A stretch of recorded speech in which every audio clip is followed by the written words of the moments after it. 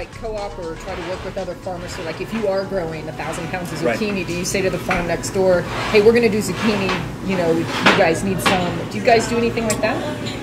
Not on a farmer standpoint as much. What we do is two things. First of all, in the kitchen, we run what we call an open door policy with our farmers. So an open door policy is kind of how we started a lot of relationships with people that didn't really want to work with chefs anymore. There were a lot of farmers who had been burned because they'd grown so many products, and then when it came around to the time to harvest, the chef said, "Oh, I only need 5 pounds. Or I need 10 pounds." You got to be kidding me! I got 1,000 pounds of potatoes here that I need to deal with. And that's how small restaurants tend to act, is they think 5, 10 pound increments at a time, and that's great. But if you're not into preserving or you're not into menu planning, then it can be a challenge. So the open door policy for us was a way to invite the farmers to come in.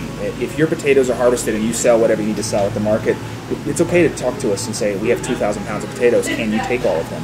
And for us it was a, yes, we will take all of them, and here's an agreed on price, and we'll take it all off your hands, so that they're not financially then burdened by the idea of all this produce sitting in the back of their cooler trying to, unload that. This is a livelihood. They have to survive.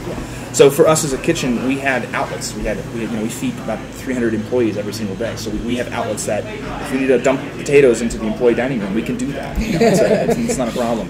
And then on the other side of that, how farms work together, for us, we look at what farmers aren't growing. So we're looking for the holes in the market. If we see Farm A is growing tremendous amounts of zucchini, we'll either grow just the Roman variety, so it's a very different style, or we'll just take all the blossoms off and say, forget the zucchini, we don't need the actual fruit. We'll get that for 50 cents a pound from this guy, and we'll make our money on just the blossoms. So there's ways that the kind of farmers work together in terms of how the food is actually produced. And do you also sell at the Aspen Farmers Market? No, we don't. We'd love to. Our motto when we started the farm was to feed the community, and our goal is to get as many restaurants involved and get the farmers markets involved as much as possible. The problem that arises when you start to sell at farmers markets is the time that's involved. It's very expensive to have somebody or two people be there every single week.